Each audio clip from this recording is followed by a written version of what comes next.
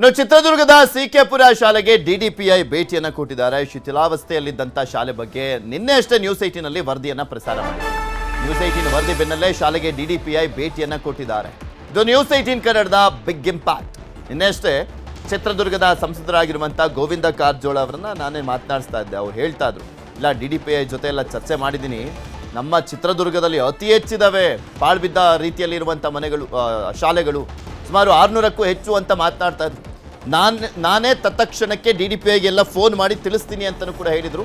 ಈ ಸುದ್ದಿಯನ್ನು ಡಿಡಿಪಿಐ ಕೂಡ ನೋಡಿದರು. ಸಿಕೆಪುರ ಶಾಲೆಗೆ ಚಿತ್ರದುರ್ಗ ಡಿಡಿಪಿಐ ಮಂಜುನಾಥ್ ಭೇಟಿಯನ್ನು ಕೊಟ್ಟಿದ್ದಾರೆ. ಶಾಲಾ ಕಟ್ಟಡಗಳ ಶಿಥಿಲಾವಸ್ಥೆ ಕುರಿತು ಪರಿಶೀಲನೆ ಮಾಡಿದ್ರು.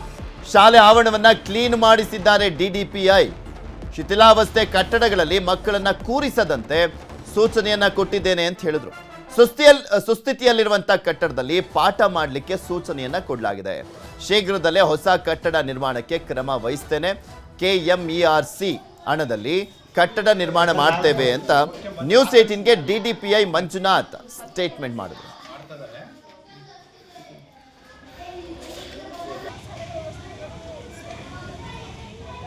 ಈ ಶಾಲೆಯ ಸಂಪೂರ್ಣ ಸ್ವಚ್ಛತೆ ಬಗ್ಗೆ ಈಗಾಗಲೇ ಕ್ರಮ ಕೈಗೊಂಡಿದ್ವಿ.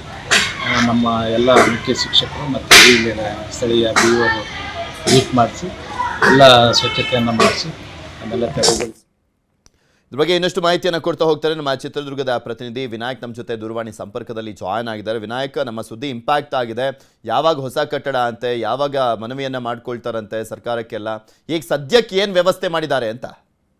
ಪೃಥ್ವಿರಾಜ್, ಏನು ಚಿತ್ರದುರ್ಗದ ಸಿಕೆಪುರ ಶಾಲೆಯ ಸ್ಥಿತಿಯನ್ನು ನೋಡಿದ್ರೆ ನಿಜಕ್ಕೂ ಕೂಡ ಸರ್ಕಾರ ಶಿಕ್ಷಣ ಇಲಾಖೆ ತಲೆ ತಗ್ಗಿಸಬೇಕಾದಂತಹ ಸ್ಥಿತಿ ಅಲ್ಲಿ ಕಾಣ್ತಾ ಇತ್ತು. ಯಾಕಂತ ಹೇಳಿದ್ರೆ ಇಡೀ ಆ ಶಾಲೆಯ ಕಟ್ಟಡಗಳು ಶಿಥಿಲಾವಸ್ಥೆಗೆ ತಲುಪಿರ್ತಕ್ಕಂಥದ್ದು, ಮತ್ತೆ ಮೇಲ್ಚಾವಣಿ ಏನಿದೆ ಅದರ ಸೀಲಿಂಗ್ ಕಿತ್ಕೊಂಡು ಕೆಳಗಡೆ ಬೀಳ್ತಾ ಇರ್ತಕ್ಕಂಥದ್ದು. ಅದೇ ಕಟ್ಟಡಗಳಲ್ಲಿ ಮಕ್ಕಳಿಗೆ ಪಾಠ ಮಾಡ್ತಿರ್ತಕ್ಕಂಥ ಸಂದರ್ಭ ಎದುರಾಗಿತ್ತು. ಹಾಗಾಗಿ ಈ ಕುರಿತು ನ್ಯೂಸ್ 18 ವರದಿ ಮಾಡಿದಂತ ಸಂದರ್ಭದಲ್ಲಿ ಈಗಾಗಲೇ ಶಿಕ್ಷಣ ಇಲಾಖೆ ಕ್ರಮವನ್ನು ವಹಿಸಿರ್ತಕ್ಕಂಥ ಮತ್ತೆ ಜಿಲ್ಲಾ ಶಿಕ್ಷಣ ಇಲಾಖೆ ಅಧಿಕಾರಿಗಳು ಏನು ಡಿಡಿಪಿಐ ಮಂಜುನಾಥ್ ಅವರು ಕೂಡ ಶಾಲೆಗೆ ಭೇಟಿ ನೀಡಿ ಪರಿಶೀಲನೆ ಮಾಡಿರ್ತಕ್ಕಂಥದ್ದು. ಅಲ್ಲಿ ಸ್ವಚ್ಛತೆಯ ಬಗ್ಗೆ ಪ್ರಾಥಮಿಕವಾಗಿ ಕ್ರಮವನ್ನು ಕೈಗೊಂಡಿರ್ತಕ್ಕಂಥ ಸ್ವಚ್ಛತೆ, ಅಲ್ಲಿದ್ದಂತ ಕಸ ಗಿಡಗಳನ್ನೆಲ್ಲ ಕ್ಲೀನ್ ಮಾಡಿಸುವಂತದ್ದು ಈ ಕೆಲಸಕ್ಕೆ ಕೈ ಹಾಕಿದ್ದಾರೆ. ಜೊತೆಗೆ ಏನು ಈ ಕಟ್ಟಡಗಳಲ್ಲೂ ಶಿಥಿಲಾವಸ್ಥೆ ಆಗಿದೆ, ಆ ಶಿಥಿಲಾವಸ್ಥೆಯಲ್ಲಿ ಇರ್ತಕ್ಕಂಥ ಕಟ್ಟಡಗಳಲ್ಲಿ ಪಾಠವನ್ನ ಮಾಡ್ಲಿಕ್ಕೆ ಯಾವ್ದು ಮಾಡೋದು ಬೇಡ, ಈಗಿರುವ ಸುಸ್ಥಿತಿಯಲ್ಲಿರುವಂತಹ ಕಟ್ಟಡಗಳಲ್ಲಿ ಪಾಠವನ್ನ ಮಾಡ್ಲಿಕ್ಕೆ ಸೂಚನೆ ನೀಡಿರ್ತಕ್ಕಂಥದ್ದು. ಈ ಕಟ್ಟಡಗಳ ಹೊಸ ಕಟ್ಟಡಗಳ ನಿರ್ಮಾಣ ಮಾಡ್ಲಿಕ್ಕೆ ಈಗಾಗಲೇ KMERC ಇದಕ್ಕೆ ಅನುದಾನಕ್ಕೆ ಈಗಾಗಲೇ ಕ್ರಿಯಾ ಯೋಜನೆಯನ್ನ ಸಲ್ಲಿಸಲಾಗಿದೆ. ಅದನ್ನ ಕೂಡಲೇ ನಾವು ಫಾಲೋ ಅಪ್ ಮಾಡಿ ಅದನ್ನ ಅನುದಾನವನ್ನು ತರಿಸಿಕೊಂಡು ಕಟ್ಟಡಗಳನ್ನ ನಿರ್ಮಾಣ ಮಾಡ್ಲಿಕ್ಕೆ ಕ್ರಮ ವಹಿಸ್ತೇವೆ ಅನ್ನುವಂತ ಮಾತನ್ನ ಈಗಾಗಲೇ ಹೇಳಿರ್ತಕ್ಕಂಥದ್ದು. ಪೃಥ್ವಿರಾಜ್, ಇದೊಂದೇ ಶಾಲೆ ಅಂತಲ್ಲ, ನಾವು ತೋರಿಸ್ತಾ ಇರುವಂಥದ್ದು ಒಂದೊಂದು ಎಕ್ಸಾಂಪಲ್ ಆಗಿ ಅದೇ ರೀತಿಯಾಗಿ ಇಡೀ ಜಿಲ್ಲೆಯಲ್ಲಿರುವಂಥದ್ದು ಕೂಡ ಬದಲಾವಣೆ ಆಗಬೇಕು ಅಂತ. ನಿನ್ನೆ ಗೋವಿಂದ ಕಾರಜೋಳ ಅವರು ಹೇಳ್ತಾ ಇದ್ರು 600ಕ್ಕೂ ಹೆಚ್ಚು ಶಾಲೆಗಳು ಈ ರೀತಿಯಾಗಿದ್ದಾವೆ ಅಂತ. ಸೊ ಅದಕ್ಕೂ ಕೂಡ ಏನಾದರೂ ಕಾಯಕಲ್ಪ ಕಲ್ಪಿಸುವಂತ ನಿಟ್ಟಿನಲ್ಲಿ ಏನಾದರೂ ಚರ್ಚೆಯನ್ನ ಮಾಡ್ತಾರಂತ, ಸರ್ಕಾರಕ್ಕೆ ಮನವಿ ಮಾಡ್ಕೊಳ್ತಾರಂತ, ಹೇಗೆ? ಇದು ಈಗಾಗಲೇ ಏನು ಈ ವರದಿಯಿಂದ ಒಂದು ವಿಷಯ ಬೆಳಕಿಗೆ ಬಂದಿರ್ತಕ್ಕಂಥದ್ದು ಏನಂತ ಹೇಳಿದ್ರೆ, ಈ ಜಿಲ್ಲೆಯಲ್ಲಿ ಈ ತರದ ಶಿಥಿಲಾವಸ್ಥೆ ಇರತಕ್ಕಂಥ ಕಟ್ಟಡದ ವರದಿಯನ್ನು ಈಗಾಗಲೇ ಸರ್ಕಾರಕ್ಕೆ ಸಲ್ಲಿಕೆ ಆಗಿದೆ, ಜಿಲ್ಲಾಡಳಿತಕ್ಕೆ ಸಲ್ಲಿಕೆ ಆಗಿದೆ. ಇದಕ್ಕೆ ಅನುದಾನವನ್ನು ತೆಗೆದುಕೊಳ್ಳುವ ವಿನಾಯಕ ಮಾತನಾಡಿಸಿ ಹಾಗೆ ಸಂಪರ್ಕದಲ್ಲಿರಿ. ನಮ್ಮ ಜೊತೆ ಈಗ ಹಳೆ ವಿದ್ಯಾರ್ಥಿ ಆಗಿರುವಂತ ಅಂಜನಪ್ಪ ಅವರು ದೂರವಾಣಿ ಸಂಪರ್ಕದಲ್ಲಿದ್ದಾರೆ. ನಮಸ್ಕಾರ ಅಂಜನಪ್ಪ ಅವರೇ.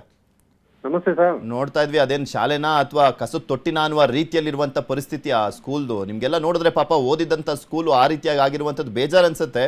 ಸದ್ಯ ಇವತ್ತು ಡಿಡಿಪಿಐ ಬಂದಿದ್ರಲ್ಲ, ಏನ್ ಹೇಳಿದ್ರು? ವ್ಯವಸ್ಥೆ ಎಲ್ಲ ಮಾಡ್ಕೊಡ್ತಾರಂತ? ಸರ್ ಮಾಡ್ಕೊಡ್ತೀವಿ ಅಂತ ಹೇಳಿದ್ದಾರೆ. ಅದು DMF ಫಂಡ್ ಇಂದ ಕೊಡ್ತೀವಿ ಅಂತ ಹೇಳಿದ್ದಾರೆ ಸರ್. ಈ ತರ ಕಂಪ್ಲೇಂಟ್ಸ್ 3-4 ಬಾರಿ ಕೊಟ್ಟಿದೀವಿ. ಓಕೆ, ಅದು ವಿಷಯ ಏನಪ್ಪಾ ಅಂತಂದ್ರೆ ಅದನ್ನ ರಿಪೇರಿ ಕೆಲಸ ಮಾಡಿದ್ರೆ ರಿಪೇರಿ ಆಗೋ ಮಟ್ಟದಾಗ ಆ ಶಾಲೆ ಇಲ್ಲ. ಹೌದು ಹೌದು, ಹೊಸ ಬಿಲ್ಡಿಂಗೇ ಆಗ್ಬೇಕು. ಸರ್, ದುರ್ಗದಲ್ಲಿ ಚರಂಡಿಗೆ ಅದಕ್ಕೆ ದುಡ್ಡು ಹಾಕ್ತಿದ್ದಾರೆ. ರೋಡಿಗೆ 2 ಬಾರಿ, ವರ್ಷಕ್ಕೆ 2 ಬಾರಿ ಹಾಕ್ತಾರೆ. ಎಜುಕೇಶನ್ ವಿಚಾರವಾಗಿ ಡೆವಲಪ್ಮೆಂಟ್ ಮಾಡೋದಕ್ಕೆ, ವಿದ್ಯಾಭ್ಯಾಸ ಕೊಡೋದಕ್ಕೆ ಕೊಡ್ರಿ ಅಂತಂದ್ರೆ ಇವ್ರ ದುಡ್ಡು ಹಾಕೋದಕ್ಕೆ ರೆಡಿ ಇಲ್ಲ. ಇದು ಮೈನಿಂಗ್ ದುಡ್ಡು ಸಿಕ್ಕಾಬಿಟ್ಲೆ 1,000 ಕೋಟಿ ಇದೆ ಚಿತ್ರದುರ್ಗದಲ್ಲಿ. ಅದನ್ನಾದ್ರೂ ತಂದು ಒಳ್ಳೆ ಬಿಲ್ಡಿಂಗ್ ಕಟ್ಟಿಸ್ರಿ ಶಾಲೆ ಮಕ್ಕಳಿಗೆ ಅಂತಂದ್ರೆ ಹಾಕೋದಕ್ಕೆ ರೆಡಿ ಇಲ್ಲ. ಒಂದು ಆ ಬಿಲ್ಡಿಂಗ್ ನೋಡ್ಬಿಟ್ಟು ಮಕ್ಕಳನ್ನ ಗೌರ್ಮೆಂಟ್ ಶಾಲೆ ಕಳ್ಸಕ್ಕೆ ಇಲ್ಲಿ ಎಲ್ಲರೂ ಎದುರ್ತಾ ಇದಾರೆ. ಹೌದು, ಯಾರು ಸೇರಿಸ್ತಾರೆ? ಅವ್ರ ಮಕ್ಕಳನ್ನ ಯಾರಾದ್ರೂ ಜೀವ ಬಲಿ ಕೊಟ್ಬಿಟ್ಟು ಸೇರ್ಸಕ್ಕಾಗತ್ತಾ ಅಲ್ಲಿ? ಹೌದು, ಆ ಆ ಕಾರಣಕ್ಕೋಸ್ಕರ ಪ್ರೈವೇಟ್ ಶಾಲೆಗಳಿಗೆ ಇಲ್ಲಿ ತಲೆ ಎತ್ತುತ್ತಿದಾವೆ. ಹ್ಮ್ ಹ್ಮ್ ಹ್ಮ್ ಆ ಪ್ರೈವೇಟ್ ಶಾಲೆಗಳಿಗೆ ಬೇಕಿದ್ರೆ ಒತ್ತು ಕೊಡ್ತಾರೆ ವಿನಃ ಹ್ಮ್ ಈ ಸರ್ಕಾರಿ ಶಾಲೆ ಬಗ್ಗೆ ಯಾರು ಗಮನ ಹರಿಸ್ತಾ ಇಲ್ಲ. ಹ್ಮ್ ಅದೊಂದು ದೊಡ್ಡ ದುರಂತ.